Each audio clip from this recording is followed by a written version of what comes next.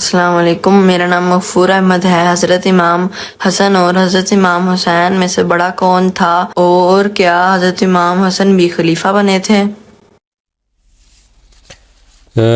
مکرم سمیع صاحب کینیڈا میں موجود ہیں جی۔ تو سمیع صاحب، آپ پہلے جو سوال تھا آڈیو میں اس کا جواب عنایت فرما دیں، اور اس کے بعد یہ سوال بھی اور اس پہلو پر بھی براہ کرم روشنی ڈالیں کہ حضرت حسن اور حضرت حسین رضی اللہ عنہما کا اہل بیت میں کیا مقام اور مرتبہ ہے؟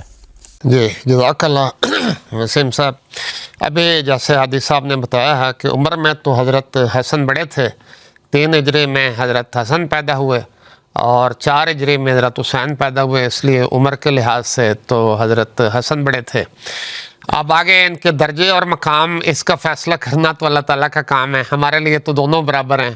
حضرت مسیح موعود علیہ السلام نے فرمایا کہ ہم تو دونوں کے ثنا خوان ہیں، دونوں نے حضرت صلی اللہ علیہ وسلم سے پیار حاصل کیا، تربیت پائی۔ آگے جیسے ہم چل کے بات کریں گے کیسا اعلیٰ کردار تھا ان کا، تو ان میں سے کسی کو ترجیح دینا ہمارے لیے تو ممکن نہیں، ہم تو دونوں سے پیار کرتے ہیں، دونوں سے محبت کرتے ہیں۔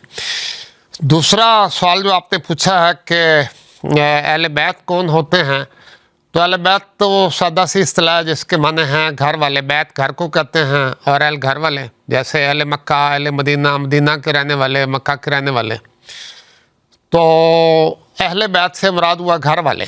اب عام عربی اصطلاح میں کسی شخص کے گھر والے، جس میں اس کی بیویاں، اس کے بچے، اس کے عزیز رشتہ دار جو بھی گھر میں رہتے ہیں وہ سارے شامل ہوتے ہیں۔ قرآن کریم سے پتہ لگتا ہے کہ اللہ تعالیٰ نے اہل بیت میں بیویوں کو بھی شامل فرمایا ہے۔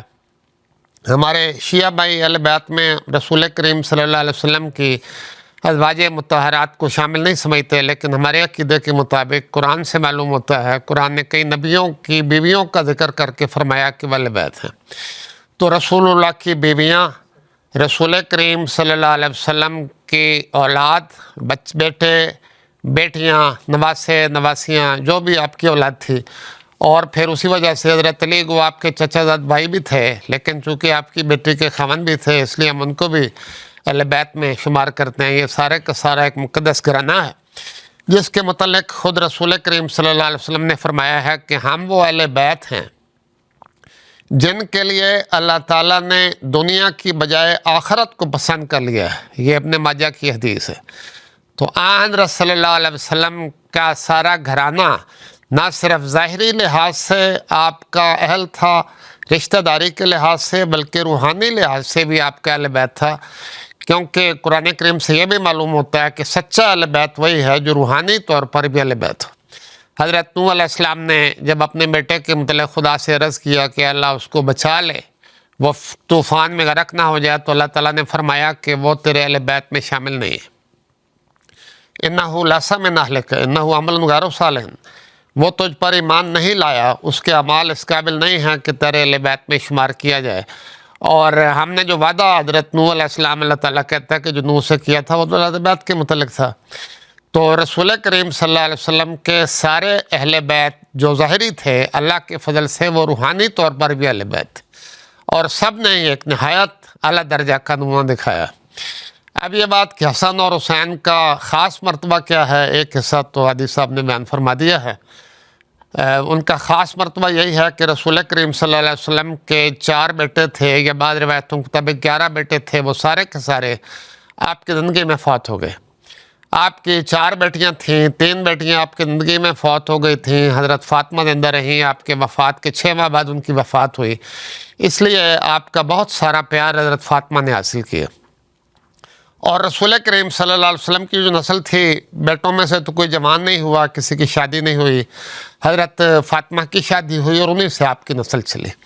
اس لیے حضرت فاطمہ کی جو اولاد ہے، حسن اور حسین دونوں کی اولاد، یہ سادات بھی کہلاتے ہیں، اہل بیت بھی کہلاتے ہیں، اور اللہ تعالیٰ نے ان کو خاص مقام اور مرتبہ یہ بھی عطا فرمایا کہ حضرت حسین کی نسل سے جو 12 شیعہ بزرگ اپنے گنتے ہیں، وہ سارے کے سارے حضرت حسین کی نسل سے ہیں۔ میں اب آپ کی معلومات کے لیے صرف وہ نام پڑھ دیتا ہوں۔ پہلے امام ہیں حضرت علی، پھر حضرت حسن، پھر حسین، پھر ان کے بیٹے حضرت امام زین العابدین، یہ سب ان کی نسل چل رہی ہے۔ امام باقر، امام جعفر صادق، امام موسیٰ کاظم، امام علی رضا، امام محمد تقی، امام علی نقی، امام حسن عسکری، اور آخری وہ امام کا انتظار کر رہے ہیں ہمارے شیعہ دوست جو کسی غار میں ہیں اور وہاں سے آخری زمانے میں برآمد ہوں گے۔ ہمارے نزدیک تو حضرت مرزا غلام احمد قادیانی امام مہدی اور مسیح کی شکل میں رونما ہو چکے ہیں، اور ایک ہی شخص ہے جس کے 2 لقب تھے۔ بہرحال یہاں تو صرف تاریخی بات ہو رہی ہے۔ تو حضرت حسن اور حسین کا وہ خاص مرتبہ اس لیے بھی ہے کہ انہوں نے بہت پیار پایا آپ رسول کریم صلی اللہ علیہ وسلم سے۔ ان کو رسول اللہ صلی اللہ علیہ وسلم نے جوانان جنت کا سردار کہا، ان کی والدہ حضرت فاطمہ کو خواتین جنت کی سردار فرمایا۔ تو ہمیں ان سے بہت ہی محبت اور پیار ہے کہ رسول اللہ کی ساری نسل ان کے ذریعے چلی، اور یہ سارے کے سارے بزرگ بہت اہل اللہ اور کشف پانے والے تھے اللہ تعالیٰ سے۔ آخری جملہ حضرت مسیح موعود علیہ السلام کا پڑھ دیتا ہوں۔ ان کو ائمہ اثنا عشر کہتے ہیں، اور حضرت بانی جماعت احمدیہ حضرت مرزا غلام احمد قادیانی علیہ السلام نے تحریر فرمایا ہے کہ یہ ائمہ عشر، یہ 12 امام جو شیعوں کے بھی ہیں لیکن اہل سنت بھی انہیں تسلیم کرتے ہیں، کسی کو اختلاف نہیں ہے۔ جو ائمہ اثنا عشر نہایت درجہ کے مقدس اور راست باز اور ان لوگوں میں سے تھے جن پر کشف صحیح کے دروازے کھولے جاتے ہیں۔ یہ حضرت صاحب کی کتاب اذا الاوہام حصہ دوم روحانی خزائن جلد 3 صفحہ نمبر 344 سے 344۔ تو حضرت امام حسین جو تھے یہ بہت ہی ایک بزرگ نسل کے والد تھے جو حضرت علی تک پہنچتا ہے، اور حضرت علی کا مقام تو سب کے لیے واضح ہے۔ خلیفہ راشد بھی تھے، رسول اللہ کے داماد بھی تھے۔ اللہ تعالیٰ نے سارے گھرانے کو اپنے بہت فضلوں سے نوازا، انہوں نے بہت قربانیاں دی ہیں، اور ساری امت نے یاد کرتی ہے محبت اور پیار کے ساتھ۔ جزاک اللہ۔ جزاکم اللہ سامی صاحب، بہت شکریہ۔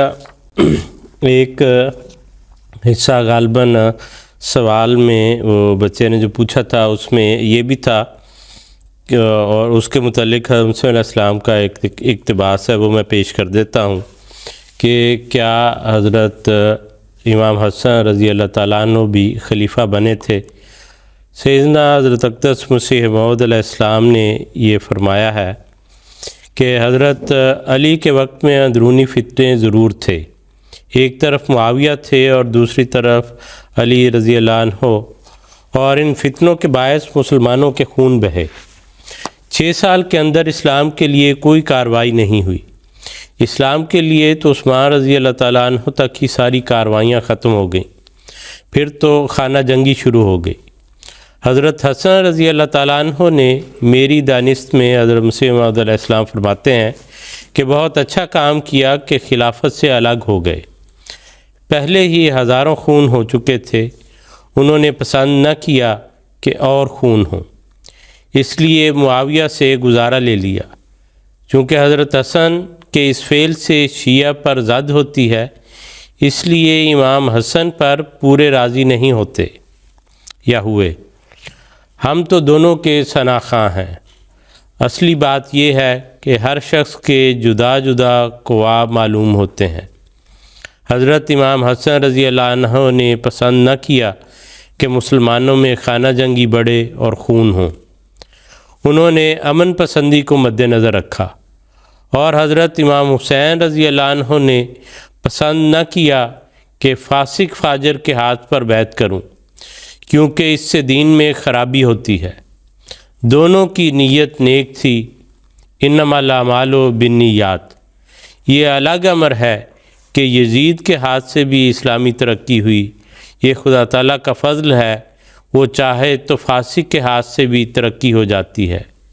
یزید کا بیٹا نیک بخت تھا۔